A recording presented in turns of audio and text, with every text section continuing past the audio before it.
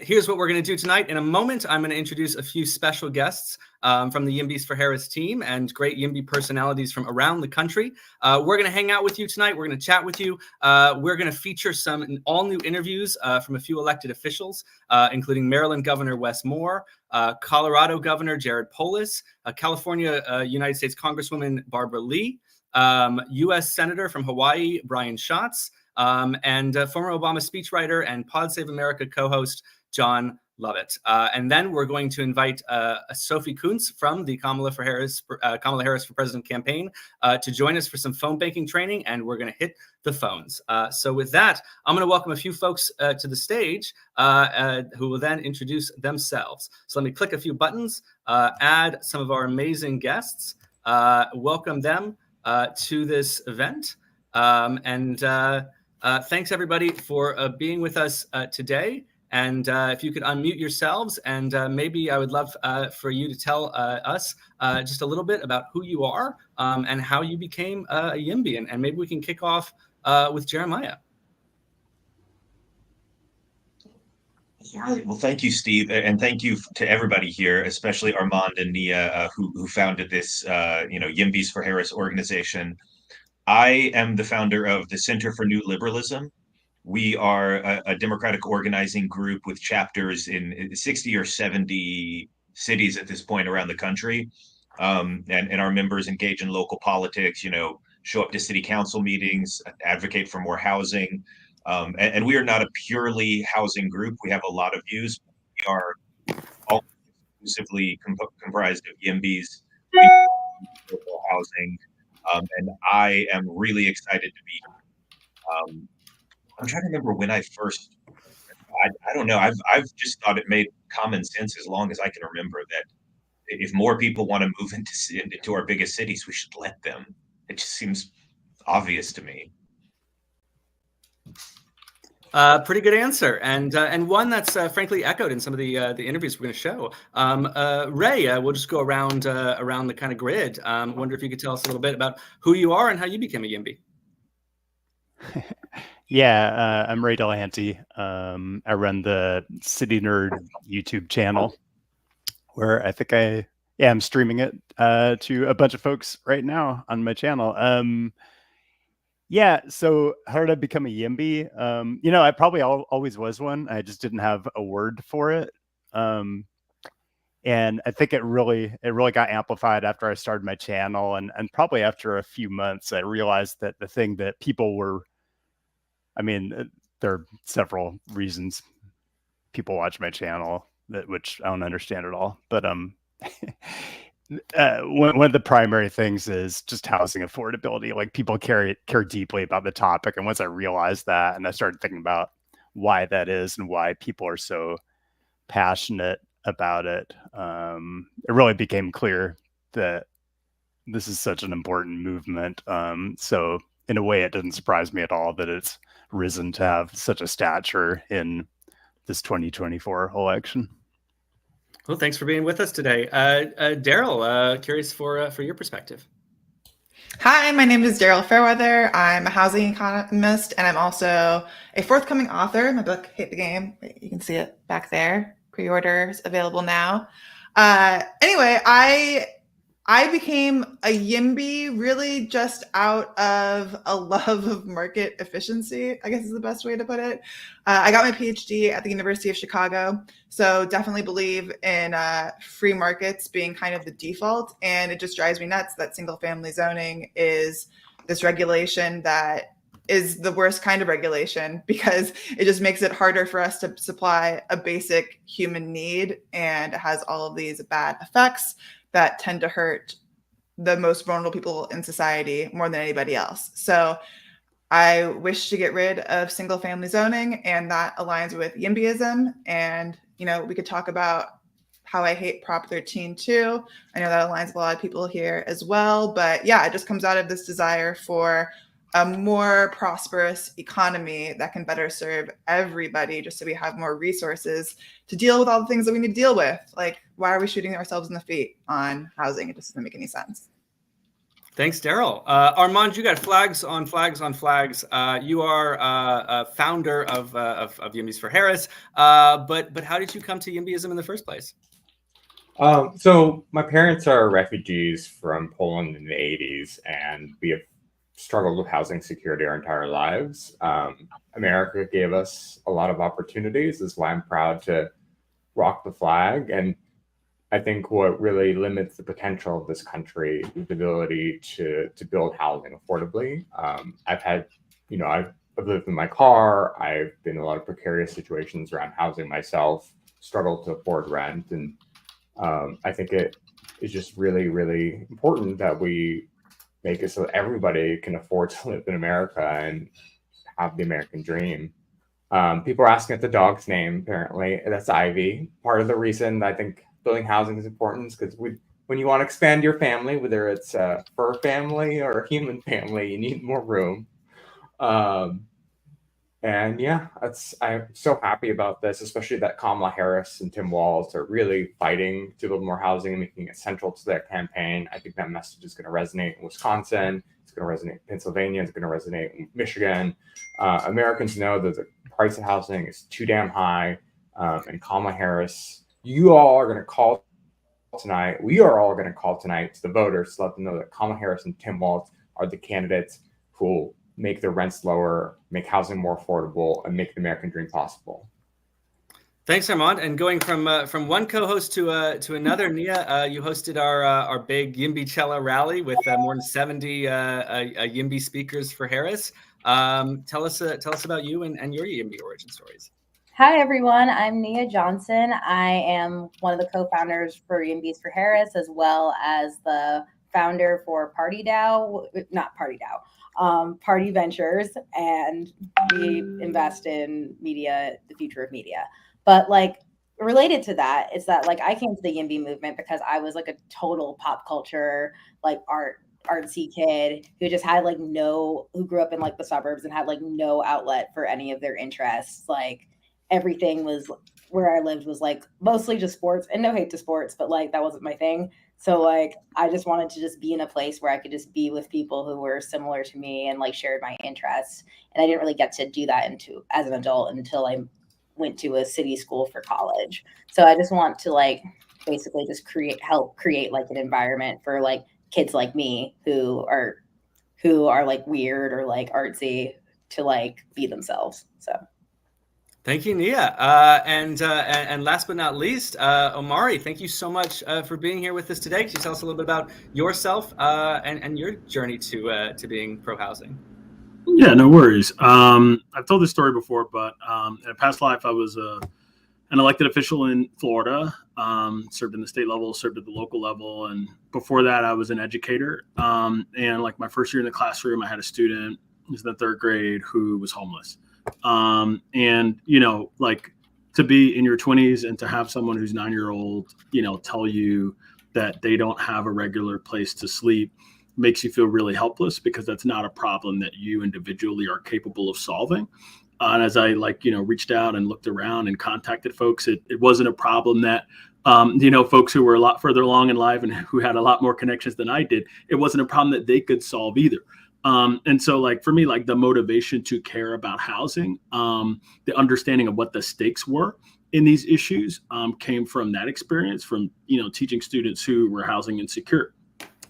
Fast forward, I won a local election to get on the city council in a little town called Lake Worth Beach. And I hadn't been in office 6 months. And folks who helped me win, who helped me beat an incumbent, which is really, really hard, came to me and were like, there's an affordable housing project coming into our neighborhood, and it was my district. And basically they didn't want it to go through, and they were asking for my help as a city commissioner to basically stop the project. And like, that was like a moment for me when, I realized, look, that there's what we say about affordable housing, right? None of the people who asked me to stop, it was just 3 stories, 85 units of, capital A, affordable housing, like deeply subsidized, all the stuff that people say they want, right? People say they want that stuff, but then when push comes to shove and it's in their neighborhood, often they don't, right? And so like the combination of that experience as an educator, like understanding what the stakes were, that experience early, in my service, understanding that, sometimes people are full of it, and that their rhetoric doesn't really align with, what they'll do when the rubber hits the road. That made me, really, say, okay, we have to approach this differently because what we're doing isn't working. So thank you so much, Amari, and incredible to get your perspective as somebody who served in elected office and at that local and state level. There was a question in the YouTube chat just to kick us off, and we are going to do our best throughout this to monitor both the YouTube comments and the WhatsApp chat, just to make this interactive and responsive and give folks at home kind of a voice in this conversation. There was a question asking, okay, yeah, but we're all here to elect Kamala Harris and Tim Walz, and we know that Kamala Harris has a housing plan. We know that she wants to build 3 million new units. We know that she is the most YIMBY candidate for president ever in our history. And we know the stakes of electing Donald Trump, but this is such a local issue, right? Local zoning, local funding. What on earth can a president do? What can the federal government do? And that's very much one of the themes that you're going to hear a little bit about today when we share some of the interviews we've been conducting with elected officials to get their standpoint, whether they're a senator or a governor, on what having an ally in the White House means for them. We'll also get John Lovett's take on, as somebody who served in the White House, on just what it means to wield that bully pulpit on behalf of pushing people in your own party. But I actually want to start by kind of answering this question, because I was trading some emails with Senator Elizabeth Warren's team today, because spoiler alert, this is not going to be the last one of these kind of events we'll do. We are going to roll this out again 1 week from tonight on election eve. And so I was trading emails and talked with the Warren team. And you'll forgive me if I'm reading from another computer right now.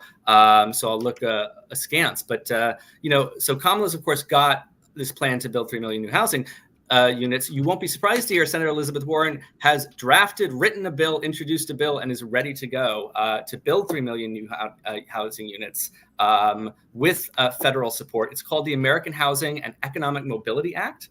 And how it works is the federal government will finance the production and rehabilitation of 3 million new homes and apartments. And the way that they're going to do that, first, they're going to invest about $550 billion into federal programs to support that construction and that rehabilitation. They're going to create a down payment assistance program to help low-income first-time homebuyers with their initial payment on a home purchase. But also, you might be interested in this part, they're going to leverage a brand new grant program to incentivize local governments to eliminate land use rules that block and permanently delay new housing by rewarding cities that simplify their zoning rules with new infrastructure grants.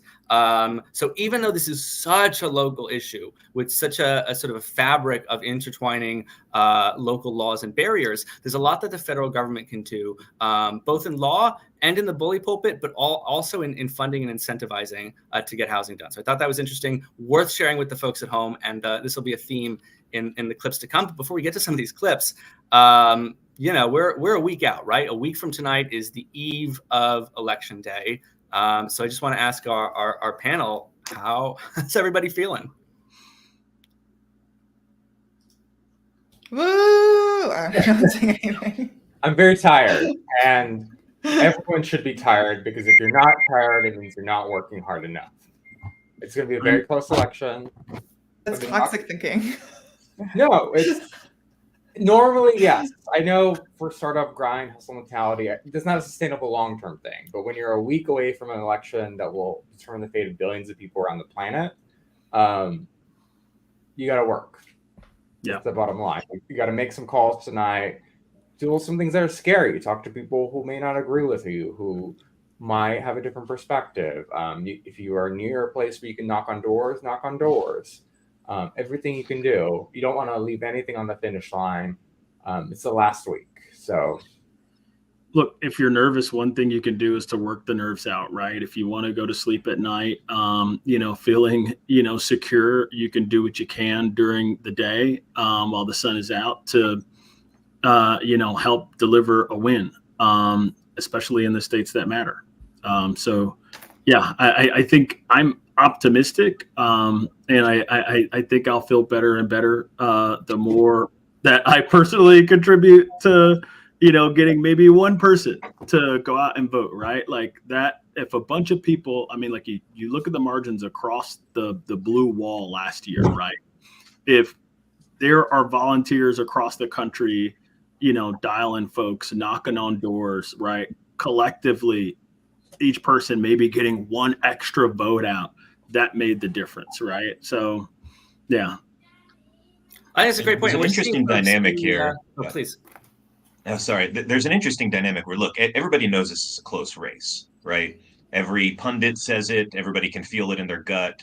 Every poll and every modeler, whether you're following, the zombie version of 538 or the new Nate Silver thing or Split Ticket or any of these services, right? They all are like, or prediction markets, everybody's somewhere in the realm of it's 50-50 or it's 55-45 or it's 60-40. But like everybody says it's pretty close. But there's a dynamic where like this makes Republicans think that they are 99% locks to win, and it makes Democrats really scared and nervous and anxious. And maybe that's just because like Democrats are self-selected for like more anxious people in general after the experiences we've had in like 2016. I don't know, but I think there is something interesting about that everybody knows it's a coin flip, and yet it kind of makes the MAGA people feel like they're invincible, and it makes us anxious but hopefully motivated to work, which I think could play into our advantage, that one side thinks they've got it in the bag and the other side is frantically working. That's just an interesting dynamic I've picked up on. It's like use Dunning-Kruger in our favor. Yeah, I mean, I think we're seeing some of that kind of overconfidence on the other side. We saw, just this past weekend, that crazy fascist rally in New York that was somewhere between a victory lap and a preparation for post-election violence. So we know what the stakes are, but we can see in the chat folks saying, hey, yeah, I got getting out there, canvassing, making calls. That does something about the nerves. That helps me feel better, helps me feel good about the impact I'm having. I made some calls, made a bunch of calls over this weekend. It's really easy. The same link we're going to give to you tonight, you can use at your leisure anytime you want. You'll be totally trained tonight for the rest of the way. You can just log in, click that, and it'll start connecting with people. I was going to say 24 hours a day, not 24 hours a day. Sometimes Americans are asleep, but you can, throughout the waking day, just log in and start making calls. It'll connect you with the right people in the right states, in the right time zones, and that really does help. And it's great fun too, right? It is actually, as much as you can have some weird conversations, it's so satisfying to get the chance to take someone who, was thinking about voting for Kamala, wants to vote for Kamala, and help them get their ballot in. It's so nice to be able to talk to somebody who maybe is on the Trump side of things, is a little hostile, and has a really broken information diet, and to be able to introduce new ideas and folks who are watching from home are folks who know a thing or two. And it's really cool to be able to share that. It feels good. I know about an hour ago, as I was prepping for this, I booked a ticket to DC tonight on a midnight red eye. I'm going to pop into town, watch Kamala's closing argument in DC tomorrow, and then take a bus to Philly and start knocking on doors. And would encourage anyone who's got the time to do that. Anyone who can hop on a bus and go knock on doors, do that. And of course, the calling's going to be there for you. So with that, I want to start to introduce some of our conversations with elected officials, which I think you'll get a kick out of. We had Nia led a really fun conversation with Senator Brian Schatz, who's very passionate about not just the election, but about housing. And I want to show a little clip where he explains kind of how he was radicalized for YIMBYism. It's two things. My solemn obligation as a United States Senator from Hawaii, the most isolated, heavily populated place on the planet, is to try to make it work, try to make the math work for people in Hawaii. And it's just, in my view, it continues to be the best place in the world, but it's really, really expensive to try to make the arithmetic work. And so, as you kind of look at the pain points and the reason that ultimately people have to move away to the continent to make their life there is housing. And I started to realize the problem is that we have a shortage of it. And not that we're not building enough of a certain category of housing, not that there's too much of another category of it. We just literally are 60,000 units short across the state of Hawaii. And for the first time in a very, very long time, Hawaii's population got smaller. And that is not a healthy direction for an island state.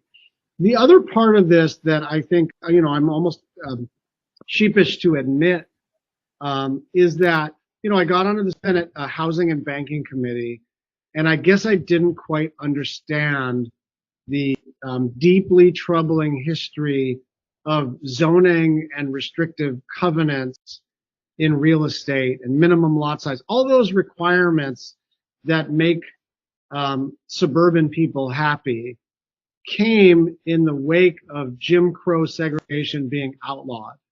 And then the racists understanding that they couldn't be explicitly racist in preventing mostly black people from living in certain neighborhoods, but that they could use minimum lot size, restrictive covenants, planning and zoning, all of that stuff, essentially as a proxy for race, and continue decades and decades of segregation, which sort of jibed with my instinct that although the kind of way we come up in Hawaii politics is that it's somehow a progressive value to prevent housing, there is nothing progressive about preventing the building of housing.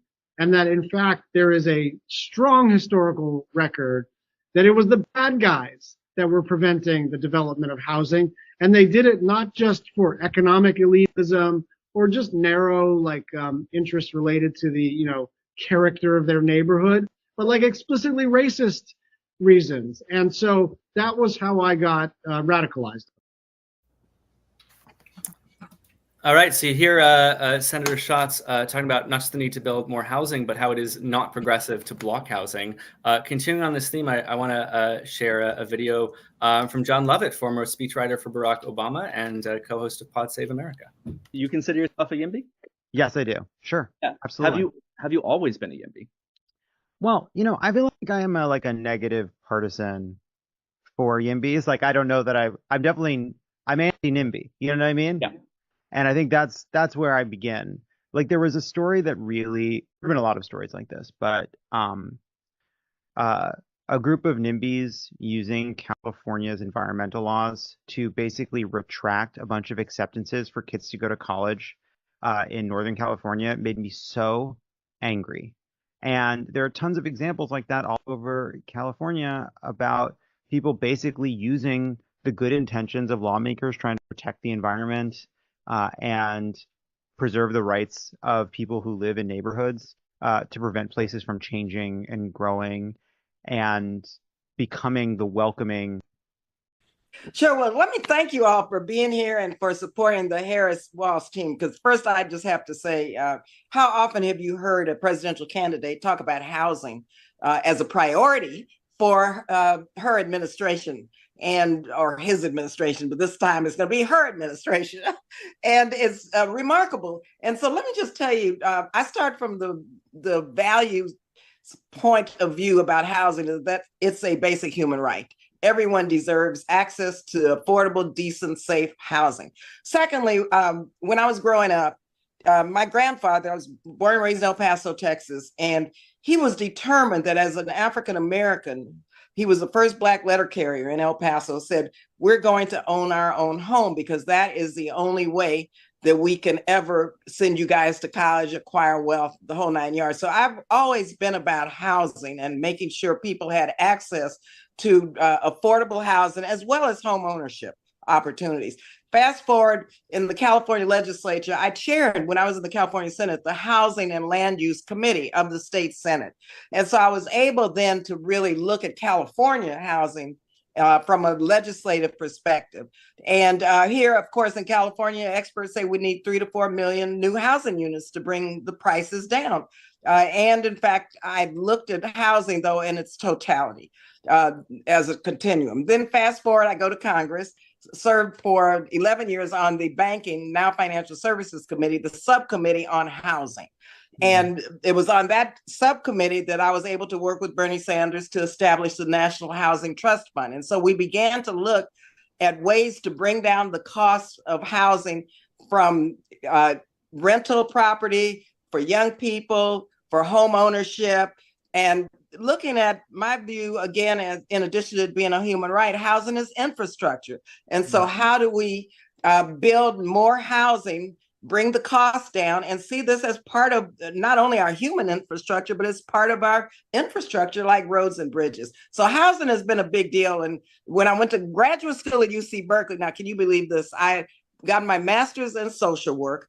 I received a HUD fellowship to do that because I was so interested in the social determinants of housing and why so many people then in the day didn't have a decent, safe place to live. So HUD, under a Republican administration, provided a 2-year fellowship for me to look at and figure out how people's mental health and how their social status could be improved through housing initiatives. So I was able to get a HUD fellowship to go to graduate school.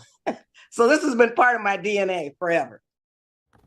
My apologies for the quick cut there from John Lovett. I had my finger hovering over the next clip and gently grazed it. But you did see both Brian Schatz and John Lovett kind of call out that there is nothing progressive about stopping housing. And then Congresswoman Barbara Lee from California, from the Oakland area, offering a progressive view of why housing abundance and government work to support it is an essential part of liberalism, of progressivism, and of realizing progressive values of extending economic equality and empowerment to everybody. And I just want to share, going to the governor's office, share a little clip from Governor Jared Polis on how he became a YIMBY. Look, it's really so people can afford to live and thrive in Colorado, across the country. We know, you all remember, if you went to college economics 101, the price of something is a function of supply and demand.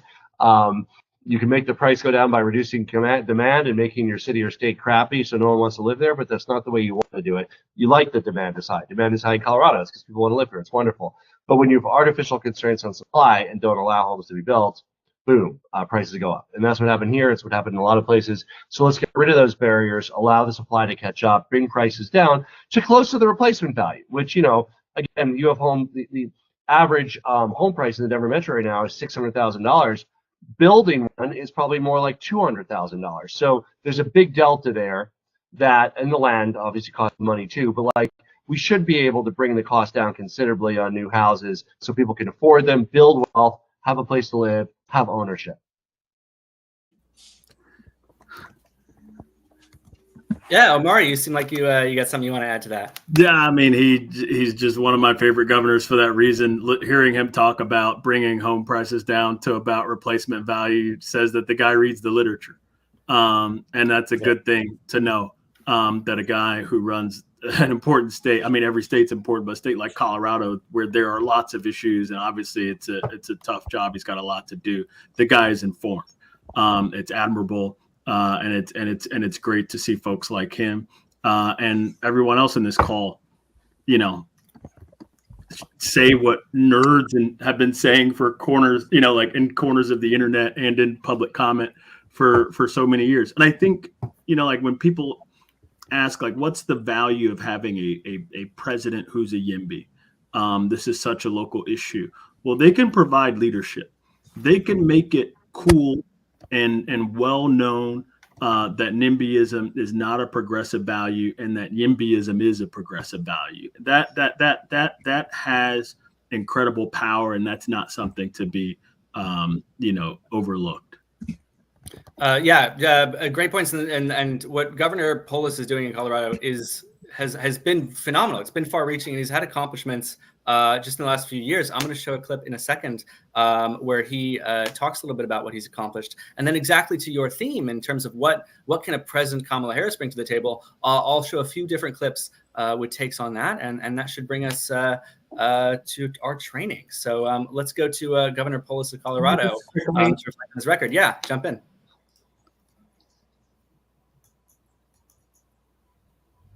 cool is that Greater Washington, which is the YIMBYs in Washington, D.C. area, actually did a poll. And what they found was when you polled like local YIMBY policies, a certain percentage of people supported it. And then when you gave them the context that Kamala Harris is a YIMBY and supports building more housing, approval went really way up, especially amongst Democrats. And that is like empirical proof of how leadership from the top of the party flows throughout the entire Democratic base. And especially because Democrats control most of these cities that have housing problems, telling Democrats at the local level that the way to be a Democrat and the way to be a supporter of Kamala Harris is to be pro-housing and be a YIMBY that's powerful. So Amari's 100% on point there. That's a phenomenal point, and thank you for introducing that study. Yeah, let's get to Governor Polis on reforms, and then let's hear from Senator Schatz and John Lovett on exactly the point you're raising about the influence of the bully pulpit.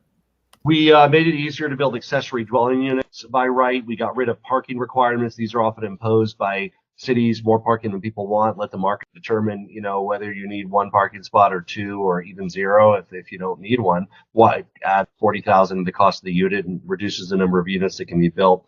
We also did a state zoning template effectively for multi-family zoning within half a mile of transit hubs. We're really investing in transit. I was at one of our new transit hubs in Loveland yesterday. We're very excited about delivering front range passenger rail as well as great bus service, but also the opportunity to live next to it. So again, a family of four might have one car instead of two. Why pay for that extra parking spot? You get to work when you want by a train or bus, and you might have a car to go to the mountains on weekends, fine. But how do you get that lifestyle available to more people? Nice. And how would a potential Harris administration help with that? What impact can the federal government have on a place like Colorado? She's the first candidate for president I've ever seen talk about increasing the supply of housing. She has a great goal, 3 million new homes, and a lot of tactics and ways that we can help get there. We'll be excited to partner with Kamala Harris and her administration to actually increase the supply of housing. So with that as her basic value, there's a lot of levers the federal government has to increase supply, and we need them. And next we'll go to Senator Schatz. Well, I think, it turbocharges the movement. That's the first thing. And I think part of what, one of the reasons that I sort of go out of my way to be almost provocative rhetorically is that I do think we need to change the politics too.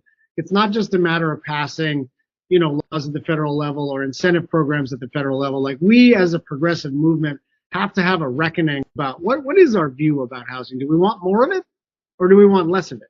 And that is the binary choice in front of us. So I think almost the most important thing for any political leader is to start to shift that political conversation so that everybody, if you're a 23-year-old who's working for the city council, may eventually want to run for office, there should be a space for a pro-housing progressive to do so. And she will create that space. I'm trying to create that space, but I'm not world famous like that.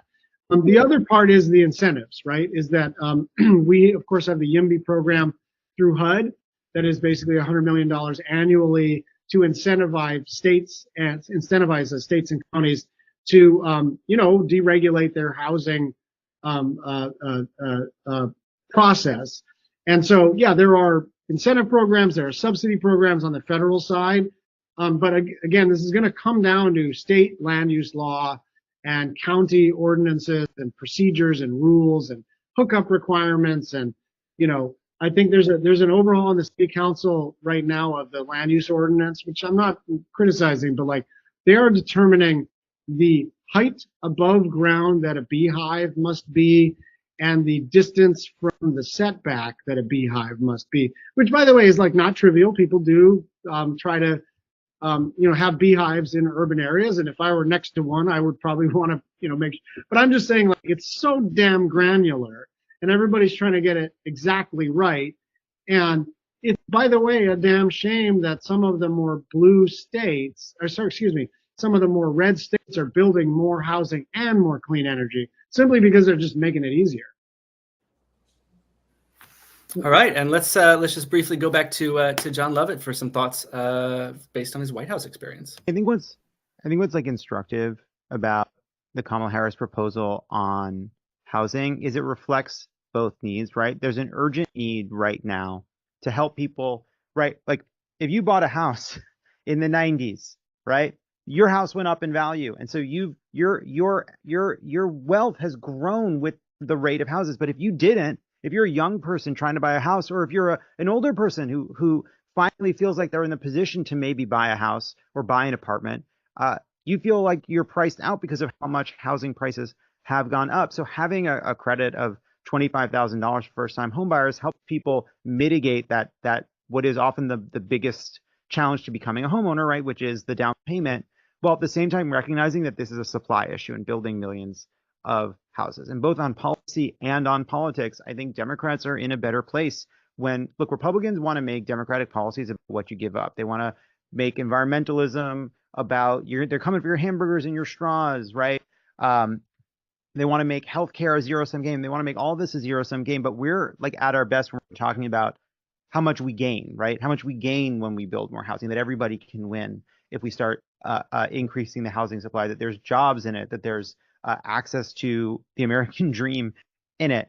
So I feel like we see that across the board. And like that's also, by the way, like housing is just one example, but investing in clean energy, investing in infrastructure, right? Like Joe Biden has been an incredibly successful president on domestic policy because he understood that we needed to be the party of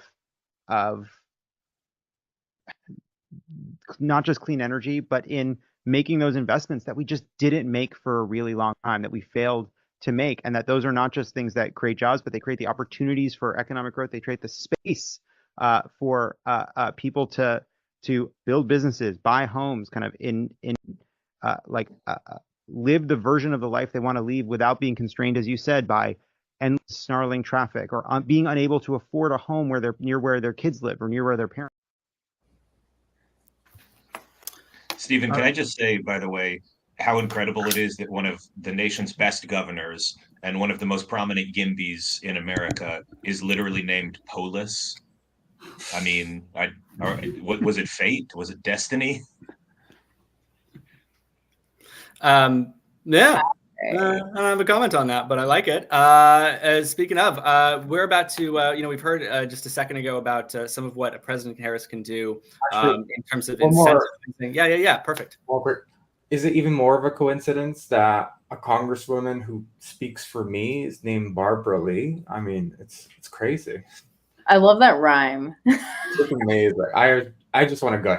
But Congresswoman Lee is amazing. Like that interview we had, you only saw a small snippet of it. She just has so much knowledge about the depth of housing policy. She could name a zillion different programs, exactly how they work. Like she's so cool. Like, and I'm so happy that she's a YIMBY. She's a strong progressive who only votes against the Iraq War, the Afghanistan War. Like somebody who's like nobody would challenge her progressive credentials, and she came on here to be part of the YIMBYs for Harris, and that speaks volumes.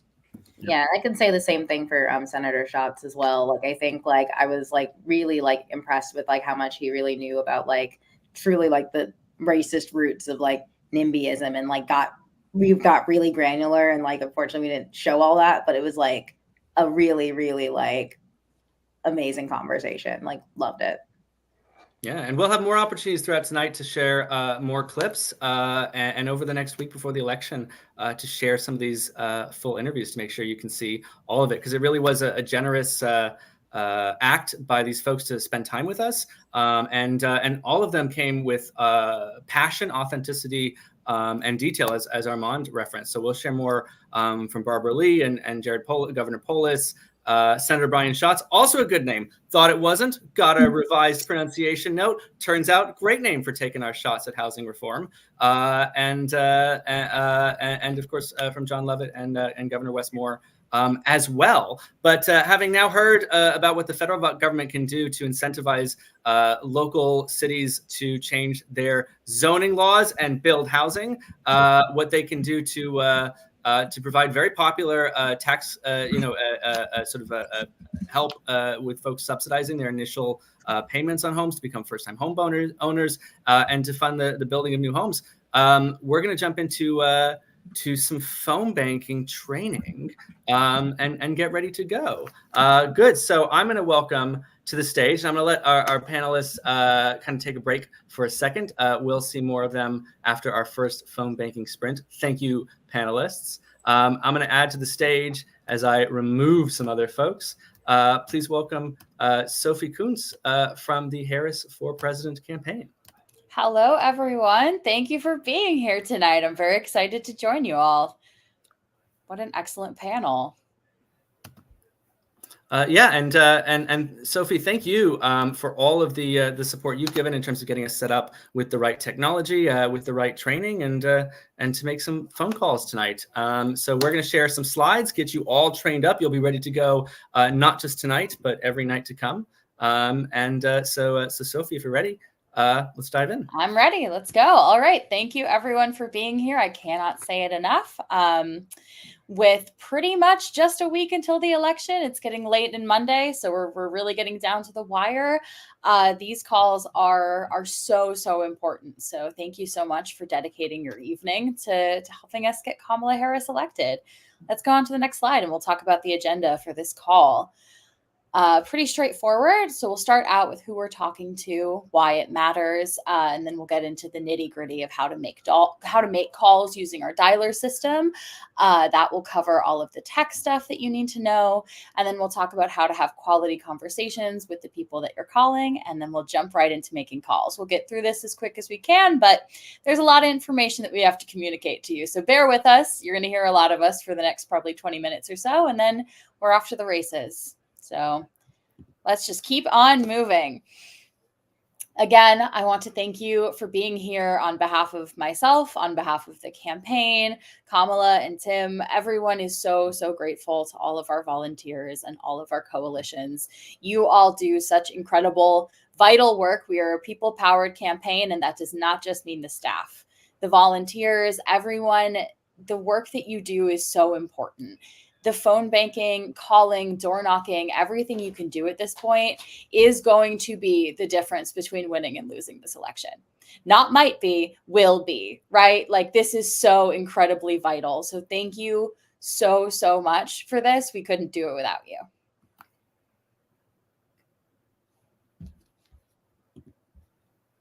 Yeah, sure. I can take this. 8 days. I mean, it's 1 week from tonight is the eve of the election. And then that's it. So we're going to leave everything out there tonight, leave it all on the field, and get this done. And part of the reason is, as Sophie mentioned, every call you make can make the difference, right? Not just because every call boosts that person's likelihood of turning out and voting for Harris by 4%, but also, I'm a baseball fan. I'm watching the World Series right now. Been great so far. The last election was decided by 44,000 people. That is less than the amount of people that can fit in Yankee Stadium or Dodger Stadium.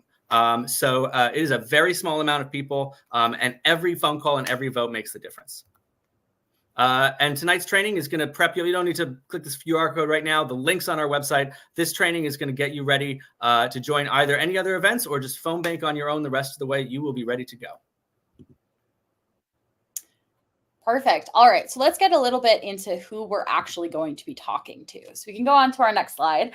I am pleased to tell you that at this point, most of the phone calls that we're making are, these are pretty much, none of these are persuasion calls, which would be calling people who are on the fence or who are registered Republicans. None of that. At this point, we are calling people that we are pretty sure are going to turn out for Kamala to make sure that they have a plan to vote and to make sure that they are going to vote in this election. So ideally, the only persuading you should be doing is persuading people who just aren't sure. So that being said, there's 3 types of voters that you're probably going to be talking to. The first is those undecided voters. These are likely, again, not people who are very strongly planning to vote for Trump or to vote Republican down the ballot. These are people who are maybe between voting for Kamala and not voting at all, or who maybe just don't plan to vote. These are the people that we want to convince that Kamala is a good choice for this country. Not a better choice than Trump, even though we all know it's true, but a good choice on her own merit. So in these cases, we're going to ask them what issues are important to them. The dialer is going to include a ton of information for you if you want to talk about specific policy, if it's something that you're not super sure of, but also you can always say you don't know if someone asks a specific question. For example, if someone has like a really important policy that you don't know a lot about, that's okay. You can direct them to Kamala Harris's website. It's kamalaharris.com. There's tons of information there for them to learn on their own. You are sharing your own feelings, your own experiences, and whatever knowledge that you think is helpful. So you're going to be asking them for them support, and success in this case doesn't necessarily mean they leave the call, ballot in hand to go vote for Kamala. It just means that you had a positive conversation and you feel like that they've taken some of what you've said to heart, right? So that's really the goal there. The second type of voter you might interact with is the supportive voter. So this is people who we know support the campaign, who are educated, who know who Kamala Harris is and what she stands for. So these people, even though they're supportive, might not have a strong plan to vote. So that's the goal for these callers. If you talk to them and they say, oh, yeah, I'll vote for Kamala, probably, you say, awesome. Do you have a plan? Are you voting by mail? Are you voting early? The dialer will include information for voting information for their state. So you can say, these are the dates. These are the times. You can send them iwillvote.com and tell them to look up their local polling location, all of that stuff.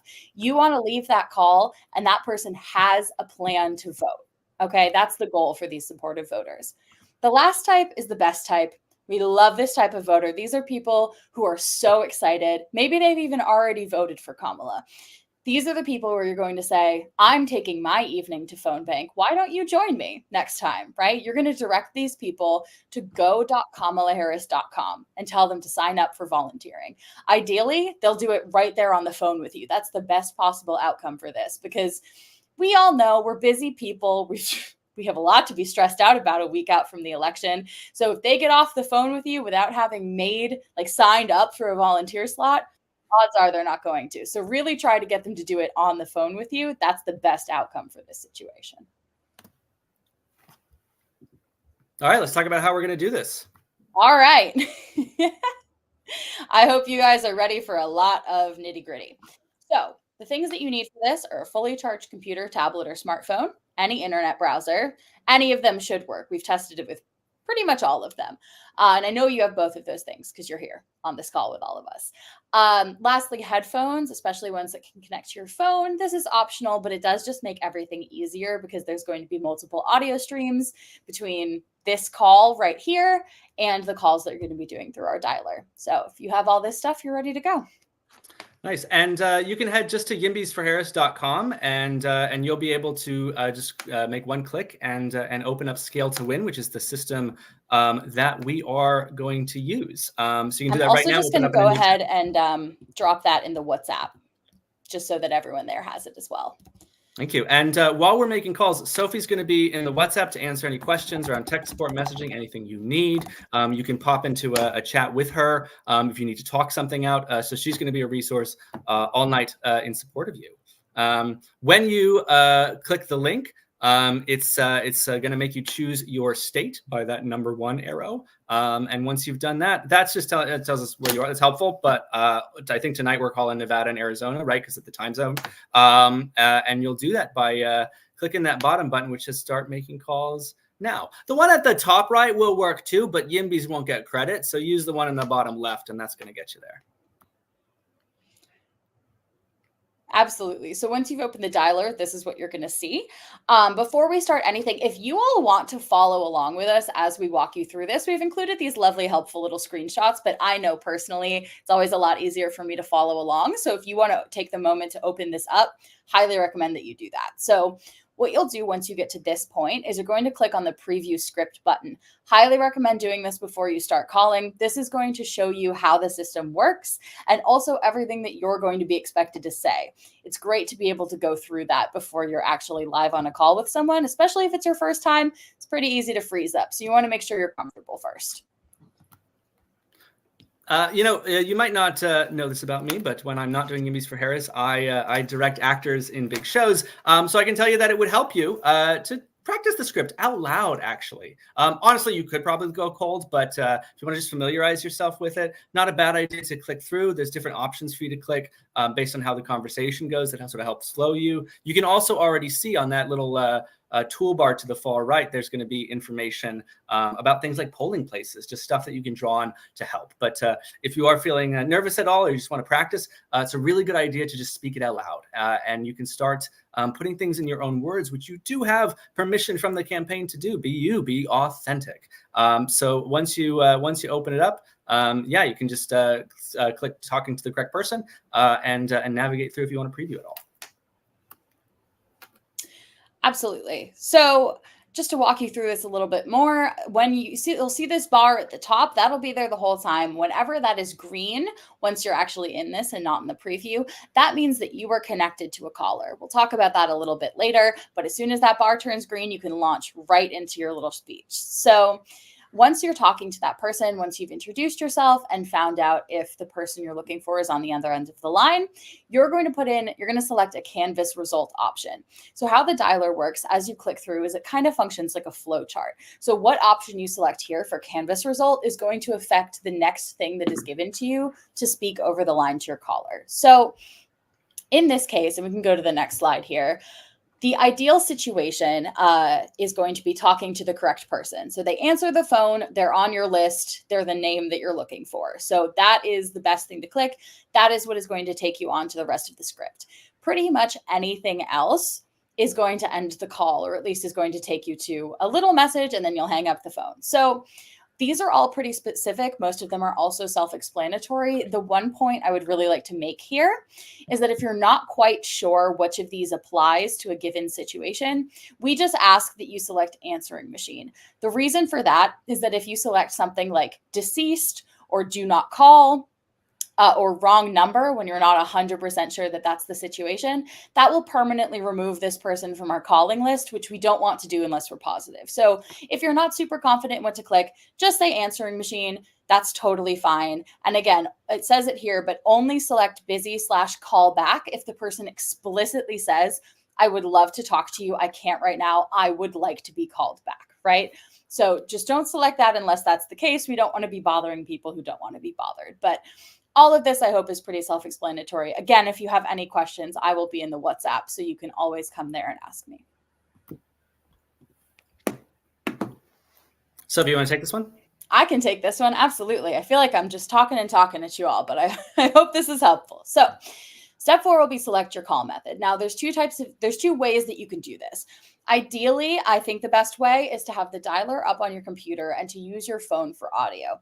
That's going to give you the best quality audio generally. And also it means that there's less to deal with when it comes to the 2 audio sources of this call and then the phone banking that you'll be doing. So that is what I recommend. If you don't have 2 devices with you, that is totally fine. You can do everything from one device. It just might involve a little more switching things around, right? But ideally, you will be selecting call with this device plus phone for audio, and that's what we're going to sort of walk through in the next few slides. But if you are using your computer to call, it will be very similar.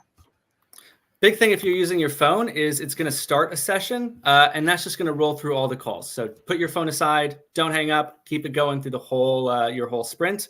When you first log in, it is going to prompt you to put name, email, phone, stuff like that. Nobody sees that. It's just campaign stuff, security stuff. So nobody that you're calling is going to see your phone number or your name or anything like that. Yeah, so once you put that information in, it's going to give you a phone number to call. Calling that phone number will connect your phone to the dialer. I'd like to reiterate 2 things that Steve just said. 1, after that point, please don't hang up your phone. If you do, it'll disconnect you from the dialer, which is not a big deal. It's very easy to reconnect.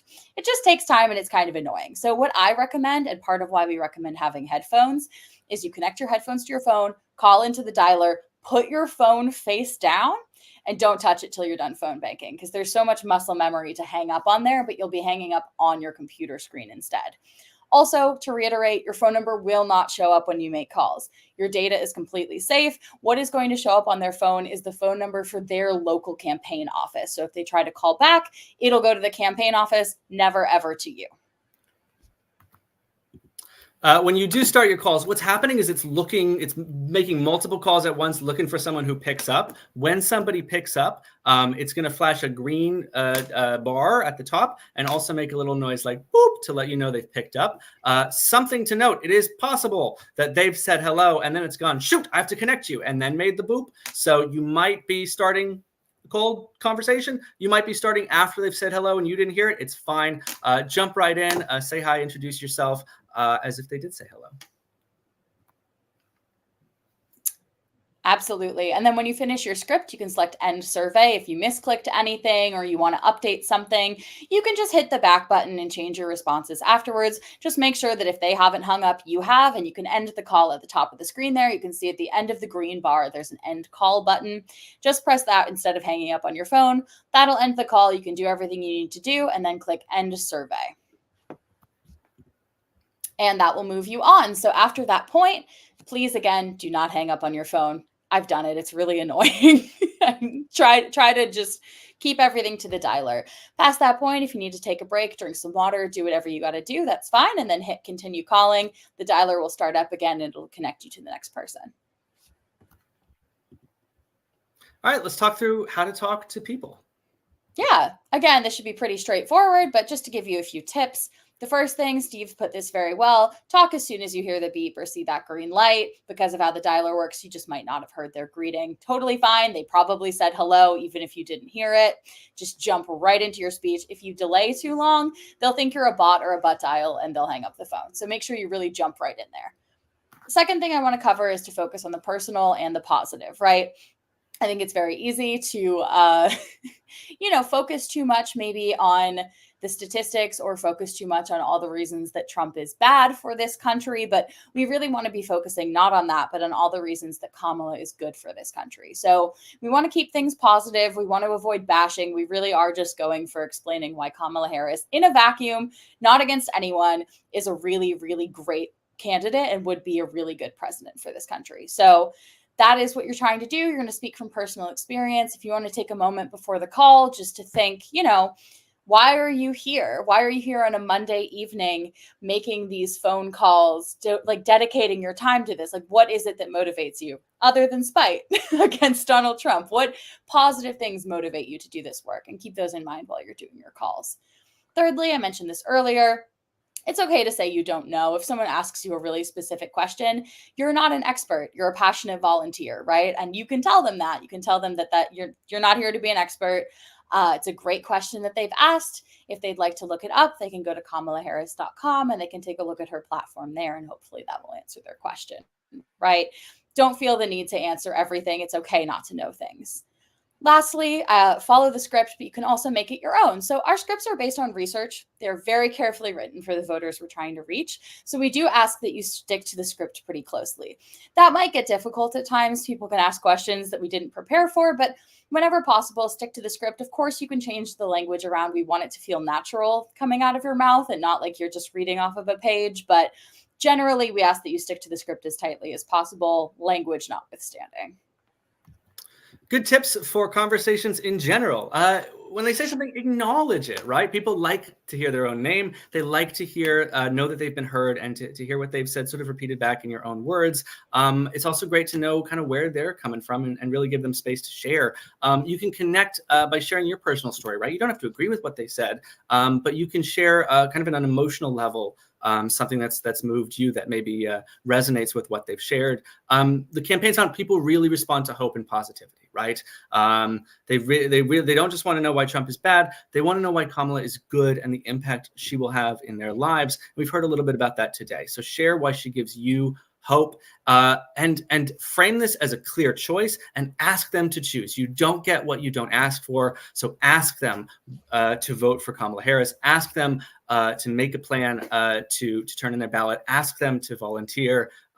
Make that ask, make it a clear choice, and give them the opportunity to actively make that choice. All right, so let's go make some calls. Hopefully everyone feels prepared after our little spiel. If you run into any tech issues, again, I will be on WhatsApp, so you're welcome to send me a message there in the chat or just DM me. I'm also going to be dropping a link in the chat to a Google Meet. I'll be in there if you need to talk something through face-to-face. Sometimes these tech issues just are complicated and it's easier to talk it out. So anything you need, I will be there to hopefully help you out. And thank you all again. This work is so important. Let's go make some calls. Cool. We are ready to go. Let's win this thing. If you're feeling pumped up and ready, and honestly, it is very intuitive and fun. Jump right in and you can start making calls. If you need a little bit more hype, I got a sizzle right now with some advice and words of wisdom and encouragement from our electeds. And then this feed's gonna go quiet for a little bit, and we'll come back at 50 past the hour, and I'll throw that up at screen right now. So thank you so much, Sophie, for joining us, training us. And Sophie will be in the WhatsApp group for all of your tech supports and conversational needs. Here is some words of encouragement, and then we'll hit the phones for our first phone banking sprint. First, I want to thank everybody for doing this, because you all are going to be key to the victory on November 5th. I'm telling you, this is a grind. She's still the underdog. Understand that. And so your work and what you're doing, believe it, take it from me. I worked in every campaign since Shirley Chisholm in 1972. So I know the work of phone bankers and grassroots organizing. And so please continue to do this, and know that I'm on the National Advisory Board for Kamala Harris and Tim Walz, and they're very grateful for all of this work. Just be friendly and getting conversations, identify with people. I've done, hundreds of hours of phone banking, door to door, texting. And it's just establishing that human relationship, see where they're at, right? Like, are they thinking of voting? What's their plan to vote? If they're not sure if they're going to vote, like, what do they care about? If they're one of these, unicorn, like, undecided people that you somehow find, how are they undecided? I don't know. But we don't want to, you don't want to doubt that. That's just where they are. How do you engage with them around your excitement for Kamala Harris and what she'd bring? I've done a ton of phone banking in my life.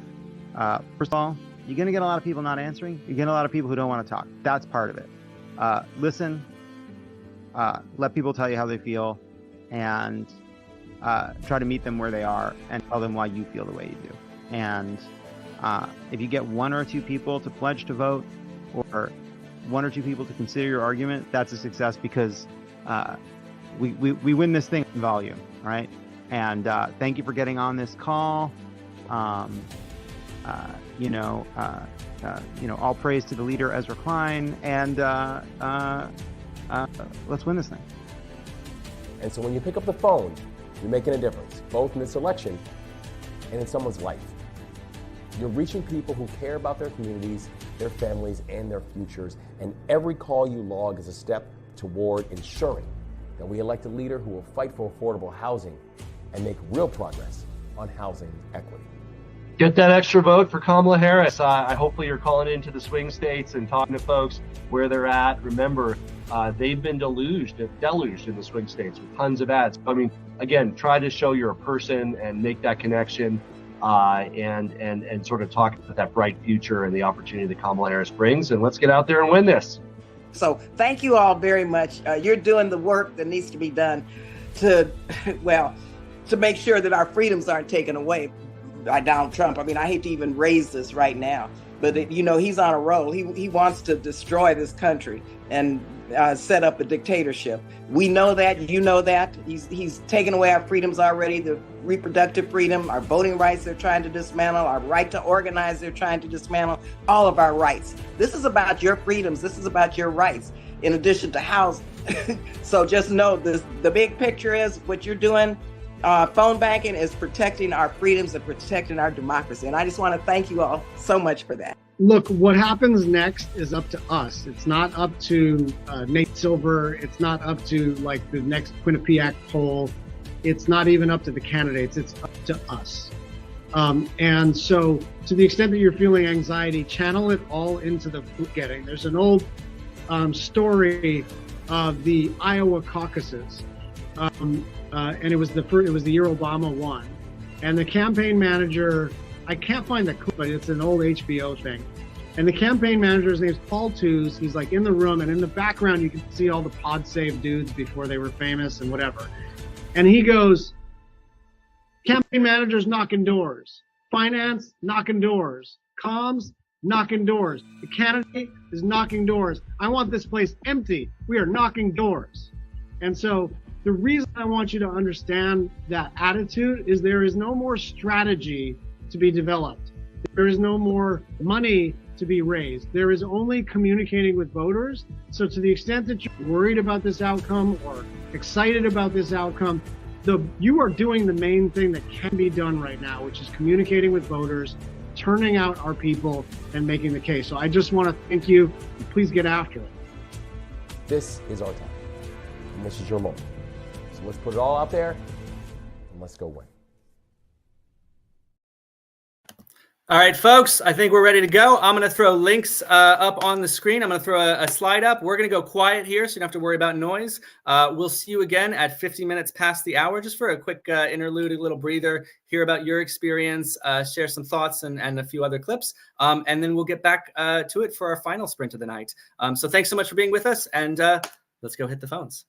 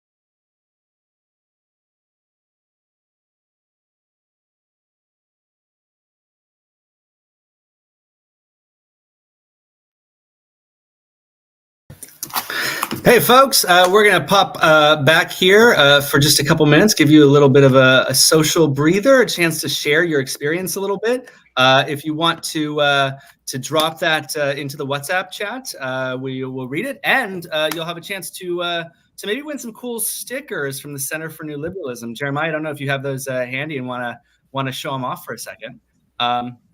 Yeah, absolutely. So we are hoping that people will share in the WhatsApp chat, in the YouTube comments, anywhere you want to, just what your experience was when you were phone banking. And anybody whose story gets shared, we have a bunch of stickers. I'm going to hold up a couple of them. We've got some Build Housing stickers, the classic. If you're a Pete Buttigieg fan, we've got the very simple, just build with Pete's face on it. What else have we got? We've got some density stickers. We all know density is pro housing, pro environment, pro community. We've got some other, YIMBYism, but for energy, build green energy. So we've got a whole bunch of stickers, and anybody who shares their story, and we might read it out here on stream, will be getting some stickers. Thanks, Jeremiah. We have a new special guest with us, actually two, it looks like. But before we get that, I just want to share a couple of your stories. First of all, Megan mentioned in the WhatsApp chat that she got someone to commit to vote for Kamala in Arizona. So congratulations, Megan, and great work. Hayden mentioned he was able to get 4 people's ballots fixed that needed help with their ballots. Hayden also in the WhatsApp chat shared a really gorgeous story about talking to a woman last week who went to vote with her entire family, including her father, who was so excited to vote for Kamala, and then the very next day passed away. And that woman told Hayden that Kamala has to win for her father. So a lot of beautiful stories. It's fun, right? It's weird, but it's very fun to talk to strangers and hear their stories and share that passion with them. I know I was able to get a few folks to commit to texting their friends. So just great work, everyone at home. And I want to welcome now to our panel, Sonia Traus. Hi, Sonia. Hi, everybody. Thank you so much. I'm evidently coming to you live from some weird alleyway. Pretty typical, pretty urbanist. Thank you so much for doing this important work. I mean, I've been getting texts from all kinds of campaigns, and I'm really looking forward on Election Day. That's my favorite time to volunteer. There's a local candidate that I support, and it's so much energy, like getting towards the end. Now, Sonia, in the mythology I know, you are arguably, or perhaps inarguably, maybe the founder of the YIMBY movement in America. I don't know if that's something you attach with yourself, but I would love to know just from, I guess, a little bit for folks who are new to the movement, kind of what those early days looked like, how you got started, how this picked up and got going, and what it's like now to see these same ideas coming out of the mouths of both the Democratic nominee Kamala Harris and the vice presidential nominee Tim Walz and the former President Barack Obama. So I would be curious on your perspective on this journey. Well, it's a big relief, right? I mean, certainly many people work for much longer and don't see, it takes a long time sometimes for something to get to the mainstream. And I definitely feel like, I do think that what, we started to do 10 years ago was new, but we were definitely standing on the shoulders, of giants. There have been people working on, better housing, more access to high opportunity areas for decades. I mean, really like 100 years or more. So, but the thing that we started doing in San Francisco, or that I started doing, really, it is true. But the people that I organized were doing it too, was that we were speaking up for housing, and we were crossing neighborhood boundaries and municipal boundaries to do it. That was really new. I was telling people, because I was living in West Oakland, and the housing shortage was really coming from San Francisco. That's what happens. Like, gentrification starts in like the richer neighborhood next door. And we really wanted to get to the source, not fight about like once rents were already rising here in Oakland. I didn't want to wait until a lot of people were getting evicted and, we were getting new buildings here that were going to cause controversy. Like, at the time I started organizing, there wasn't really any building in West Oakland, But what was clearly happening was that people who wanted to live in San Francisco like couldn't afford it. They were moving to West Oakland because it was close by. And I was like, I can't compete with you guys, you know? So I was, you know, we went to San Francisco and we were like, stop exporting your housing problem. And frankly, like it's gotten, I mean, there are people in Texas and people in Oregon. You know, you guys are familiar. You guys are saying like Californians, stop coming here. I mean, it's not just San Francisco, Oakland, it's all of California, like all over the country, people are leaving. And that's been true for a long time because housing prices in California on the coast have always been so high. So, you know, I didn't know it was going to turn out. A lot of people were just really frustrated. I felt like, you know, we were all frustrated. We were complaining to each other. And I was like, guys, we can complain to each other. It's not going to do anything, but we could go to the planning commission on a Thursday afternoon. We can make the same good speeches in front of decision makers. And who knows, you know, who knows what'll happen. So I really encourage people, you know, whether it's a housing dream, urbanist, some other social organizing, like not doing it is definitely not going to work, you know, but doing it, you never know what might happen. Hey, amazing things happen when you show up, which is what folks are doing tonight, right? What you're doing by making these calls. I want to share another story. This one's from Polisa. I hope I'm saying that right.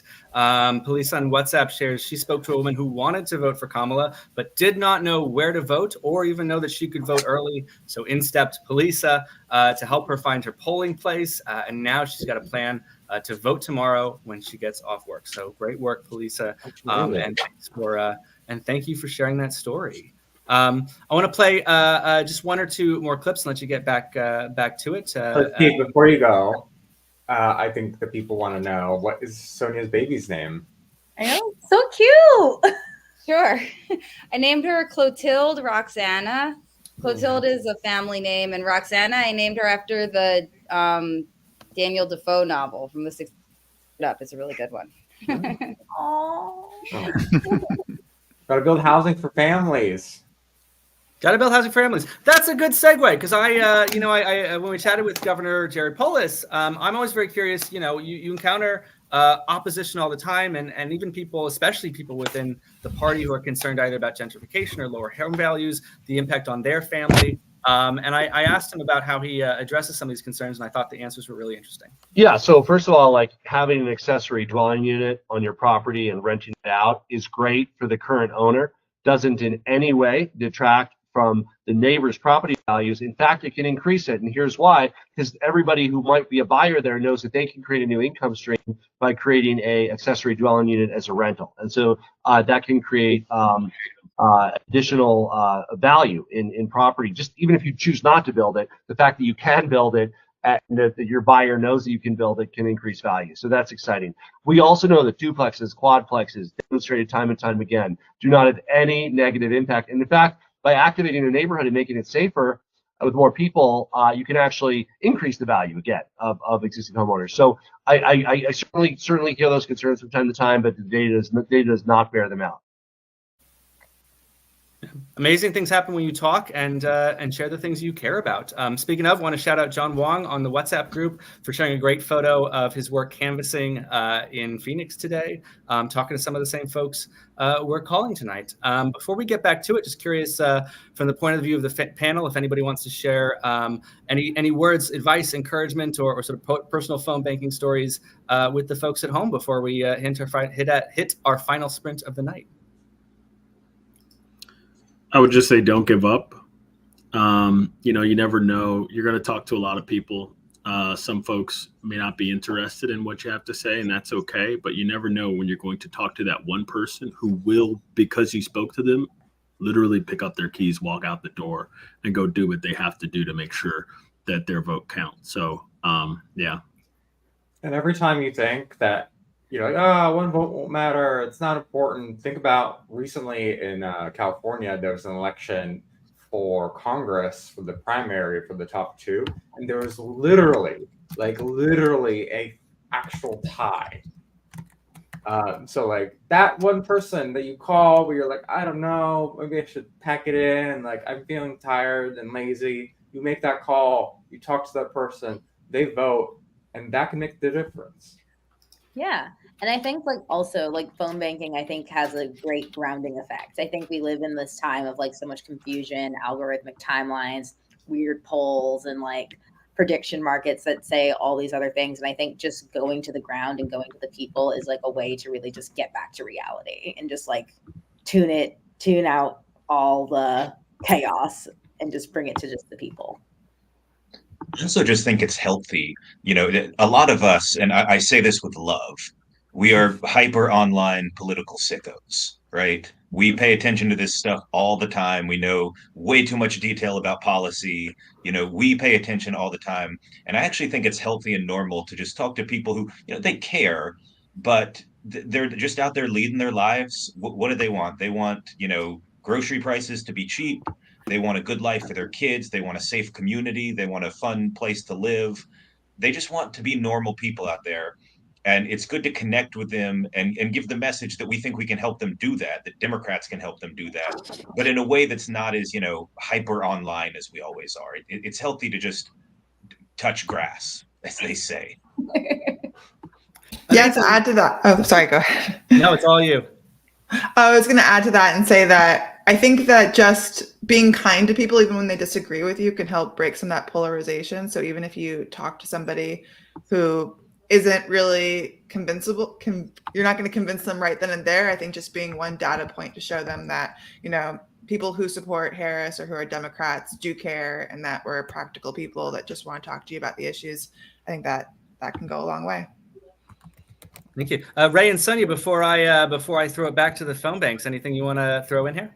Yeah. I think we're all here to help phone bank for a specific candidate on a specific issue, but I really think it's important that when people go to the ballot box or they fill out a ballot at home, what you realize is there's a lot of stuff going on down ballot in your community, right, or in your neighborhood, even depending on the way your ballot is set up. And it's just such an incredible way to for people to get engaged with local issues and really think about what the consequences of the choices they make are and how they might play out for the next 2-4 years.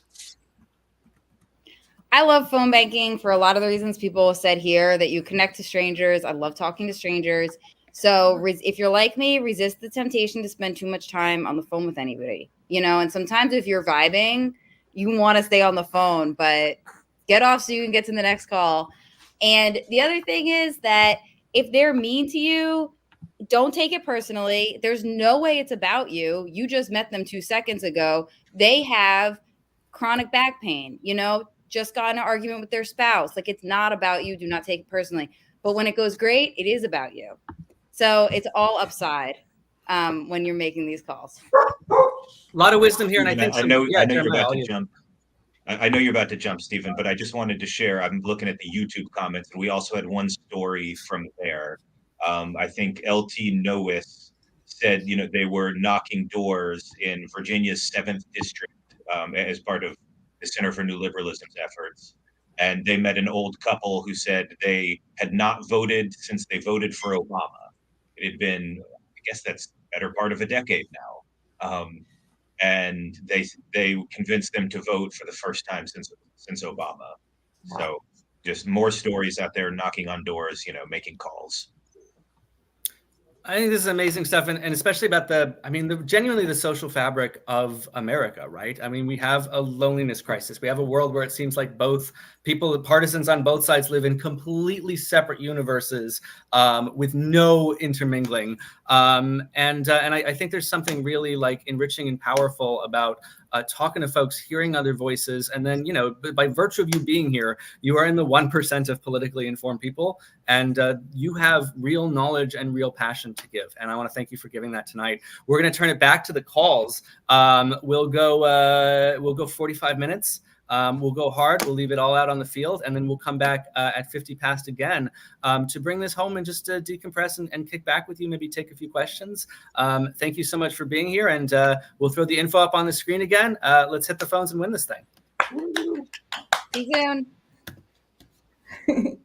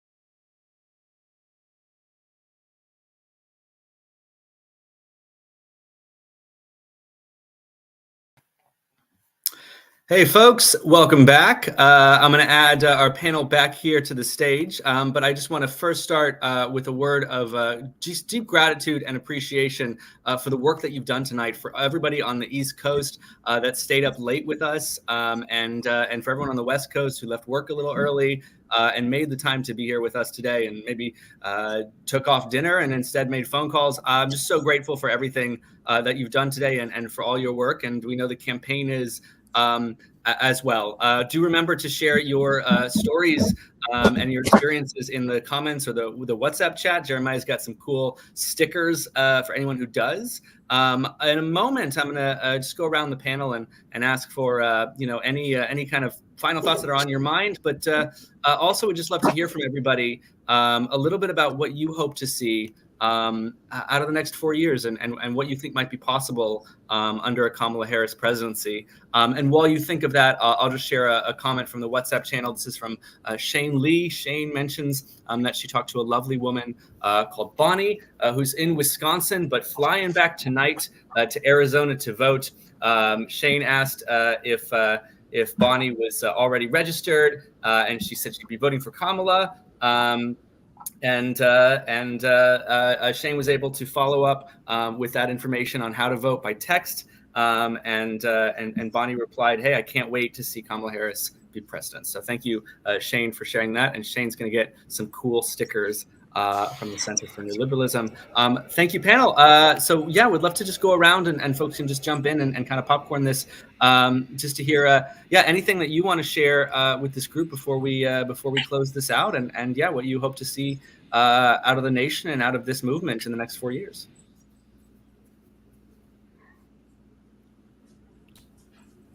I can go. So, I mean, hopefully after Harris wins, the next conversation will be about her housing bill and what actually ends up in it.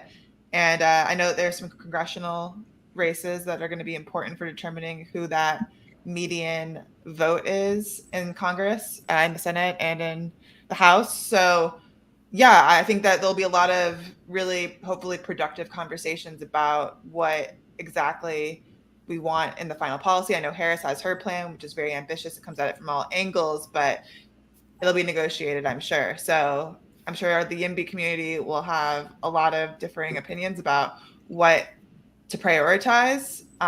But more housing in general is always good. So I'm just excited to see what actually gets passed. Thank you, Daryl.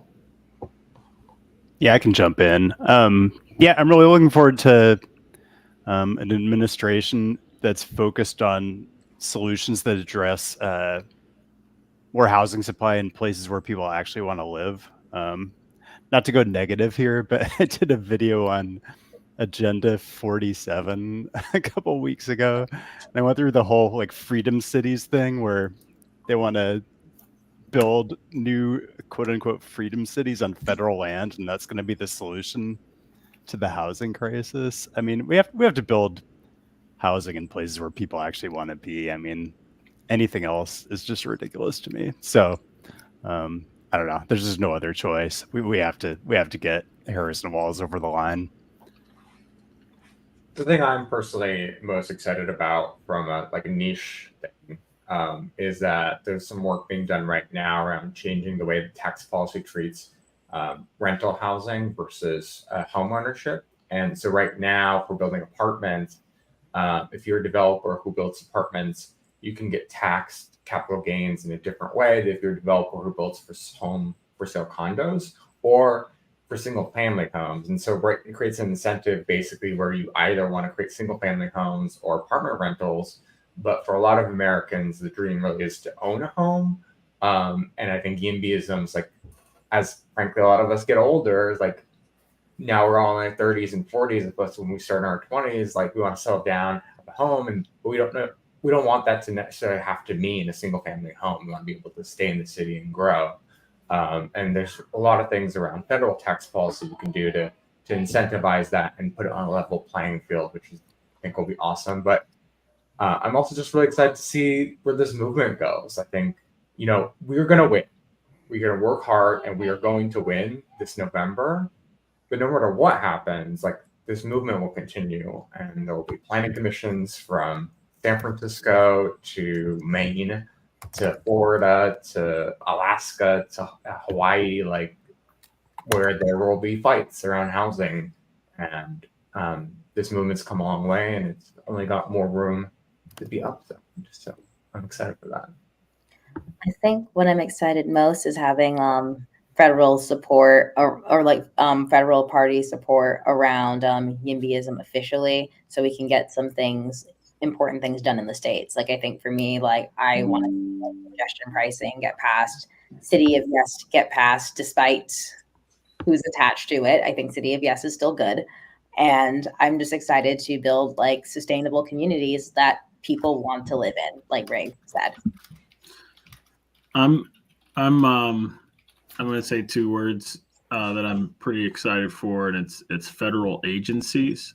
I think the legislative stuff is obviously going to be very, very important, but man, every day federal agencies are doing stuff that have the ability to change people's lives for the better or for the worse. And I think we saw that, for example, with the rule change around counting ADU income on your like mortgage application to help you qualify for a mortgage. Like that stuff is small, but it's stuff that's done by federal agencies. And I think that there will be more opportunities in a Kamala Harris administration to continue to move the ball down the field on little things like that people overlook, but that have an opportunity to unlock housing, and then have an opportunity to do it in an equitable way, right? Folks who have like a whole lot of money, they're not really concerned about whether they can count ADU income on their mortgage application. But middle income homeowners, like that stuff concerns them, and it's going to help them while also increasing the housing supply. So yeah, federal agencies. Steve, can I share something with the group? It's something that I feel like it would be a shame not to share it. So if you'll give me 1 second. I'm excited. All right, so this is what I'm looking forward to. This is one of my favorite paintings. It is the ring lights in there. I call it YIMBYzilla. If you notice, it's a Godzilla made out of apartment complexes and bicycles that is blowing up the suburbs. So that's the future in a Kamala Harris administration. No, that's not the future. not. We are not blowing No, up. it's not. We are not blowing up the suburbs, but I felt like it would be a shame not to share my YIMBY illustration that I bought here on this stream. What I'm actually looking forward to is I would say YIMBYism of all kinds. We talk a lot about housing here, and it's really, really important that we build a lot more housing, but both in the suburbs, both in cities, even in rural communities. Places like Montana have housing shortages too. But I want to see YIMBYism for everything. I want to say yes to more green energy. I want to say yes to make it easier to open a small business, because Lord knows as many restrictions as there are on housing, it's equally hard in some of our cities to open a small business, to open a restaurant, to build infrastructure in this country, to build ports and bridges takes way too long. It's way too expensive. So I'm excited for us to become a nation that can build things fast, build housing and energy and all sorts of stuff. So thank you, Jeremiah. And it's a very cool picture. It's a weird thing to say with the country on the razor's edge of fascism, maybe the end of the country, collapse of the economy, collapse of our society. It's a weird thing to say in the middle of a crazy housing crunch and shortage that has so many people in dire straits. But weirdly, if you're looking to have a few good years for this country, we're in a good position to start with, right? Stock market's doing well. Employment, prime age employment is historically high. Inflation is tamed except for housing, and we have everything we need to tackle that. If we build the amount of housing that Kamala Harris and we heard earlier about Elizabeth Warren's written and introduced bill to accomplish this, if we build the amount of housing that we can, if we let people build the amounts of housing that they want, if we benefit from those lower rents, that deflationary influence, and that unleashing of the economy, to say nothing of what Jeremiah referenced with regards to other aspects of permitting reform, especially around building energy, we've got what we need for a pretty amazing few years economically and socially under President Kamala Harris. And I think both having her to sign those bills into law and Armand referenced earlier a poll that says when people hear what housing policies Kamala Harris and Barack Obama supports and they're Democrats, they are way more likely to support those, even if maybe historically they've been more NIMBY. I think there's a real power to shape the narrative in the country and shape the economics of the country. And it's there for us if we win. And the abyss is there for us if we don't, which is why I think we're also thankful for the work you put in tonight. You have everything you need in terms of links and training to do this as much as you want the rest of the way. We will gather together again one final time the evening before the election. We can share more clips from tonight. We'll find other ways to get those full interviews to you. And maybe a few more from some pretty cool other special guests from the world of elected officials.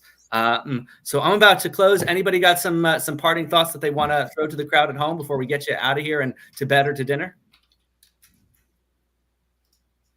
It's all been said. Folks, thank you so much. Thanks for joining YIMBYs for Harris. Thanks for going on this journey with us. We'll keep the conversation up in WhatsApp. I'm going to end the stream. For Jeremiah Johnson, Omari Hardy, Daryl Fairweather, Ray Delahanty, Nelia Johnson, and Armand Domaluski. Yes. How do we do? Yeah, hit it. I've been Steve Boyle. Thanks for joining us. We'll see you next time on YIMBYs for Harris. Thanks. Bye, guys.